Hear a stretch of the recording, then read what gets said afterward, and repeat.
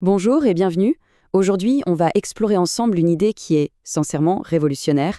Ton cerveau n'est pas figé. Non, il peut changer, se réorganiser et même guérir. Et ça, peu importe ton âge ou ton histoire. C'est le super pouvoir de la neuroplasticité et c'est une nouvelle absolument incroyable pour quiconque cherche à guérir émotionnellement. Peut-être que tu la connais, cette petite voix, celle qui murmure ⁇ C'est trop tard pour moi, je suis comme ça, je ne changerai jamais ⁇ ou pire, je suis trop abîmée pour être réparée. On peut finir par y croire, tellement ça semble vrai. Mais ce qui est fou, c'est que la science, elle, nous dit tout le contraire. Ton cerveau, lui, il n'est pas du tout, mais alors pas du tout d'accord avec cette idée. Alors, on y va? Plongeons ensemble dans cette révolution.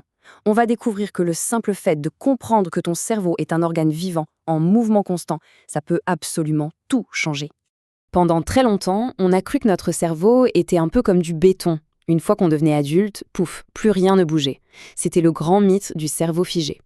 Mais la réalité, et elle est bien plus belle, c'est que ton cerveau est plutôt comme un jardin ou une forêt qui se réorganise en permanence. Il crée de nouvelles connexions, il en enlève d'autres, et ça à chaque seconde de ta vie. D'accord, mais concrètement, comment ça marche?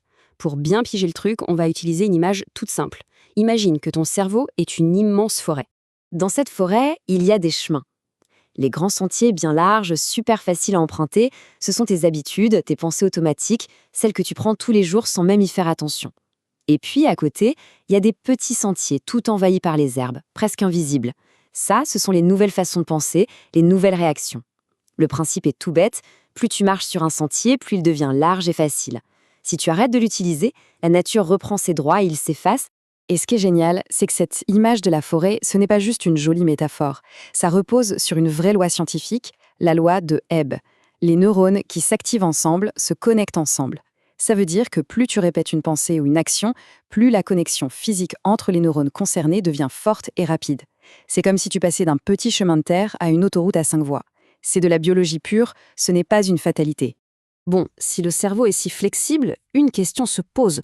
Pourquoi est-ce que c'est parfois si difficile de changer, surtout quand on a vécu un traumatisme? Voilà l'explication. Un trauma, c'est un tel choc que ton cerveau, pour te protéger, a construit en urgence des autoroutes de survie, des chemins de peur, d'hypervigilance, de méfiance. Le souci, c'est que même quand le danger a disparu depuis longtemps, le cerveau, par réflexe, continue d'emprunter cette autoroute. Mais, et c'est ça le plus important, il y a de l'espoir. On peut toujours construire une nouvelle route. Une qui mène, cette fois, vers la sécurité et le calme. Justement, la question c'est comment on fait concrètement pour créer ces nouvelles routes? Eh bien, il existe des outils, des vrais outils, pour aider activement notre cerveau à se recabler. L'un des plus puissants, c'est la thérapie EMDR. Le EMDR, c'est un peu comme un guide expert qui aide ton cerveau à utiliser son propre pouvoir de changement, mais de manière très ciblée. Le souvenir douloureux n'est pas effacé, attention, mais il est reclassé dans ta mémoire. C'est comme si on prenait un livre qui mettait le bazar et qu'on le rangeait, enfin, à sa bonne place dans la bibliothèque. Le résultat, sa charge émotionnelle diminue énormément, et de nouvelles croyances, plus aidantes, peuvent enfin prendre la place.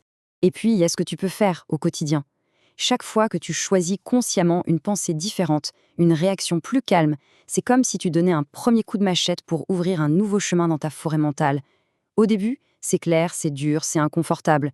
Mais si tu continues, ce petit passage devient un sentier, puis une route. Et un jour, sans même t'en rendre compte, c'est cette nouvelle route qui deviendra ton chemin par défaut. Et pour aider ton cerveau dans ce grand chantier, il y a des alliés de taille. Bouger, même juste une marche de 30 minutes, ça produit du BDNF.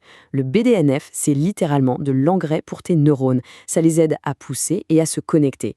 La méditation, de son côté, c'est un peu comme faire de la muscu pour les zones de ton cerveau qui gèrent les émotions, tout en calmant les zones liées au stress. C'est tout bénef.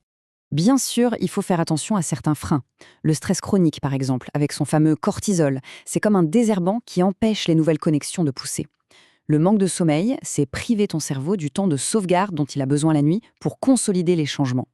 Et une routine trop figée, sans nouveauté, ne le stimule pas assez. Rien que d'avoir ça en tête, ça change déjà tout.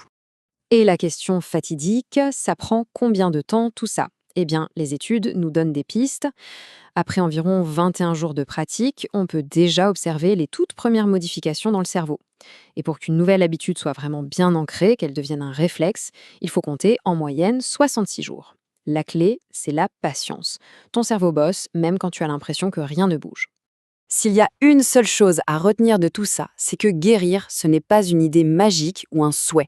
Non, c'est un processus biologique bien réel, bien concret. Et le plus beau, c'est que tu as le pouvoir de guider cette transformation. Laisse cette phrase résonner un instant. Tu n'as même pas besoin d'y croire pour que ça marche. C'est un fait biologique. Ta neuroplasticité, elle est là, elle fonctionne en permanence, que tu le veuilles ou non. La vraie question, c'est, à partir d'aujourd'hui, dans quelle direction est-ce que tu as envie, consciemment, de guider ton cerveau? Alors, si tu te sens prêt ou prête à prendre les rênes, à devenir l'architecte de tes propres chemins neuronaux, j'ai une proposition pour toi. Je t'offre un appel découverte. C'est un moment d'échange totalement gratuit et sans engagement, juste pour qu'on puisse faire le point sur ta situation et voir comment tu pourrais commencer à tracer ces nouveaux sentiers. Pour prendre rendez-vous, c'est très simple, ça se passe sur mon site www.adelinepaolini.com. Ensemble, on peut commencer à créer tes nouveaux chemins.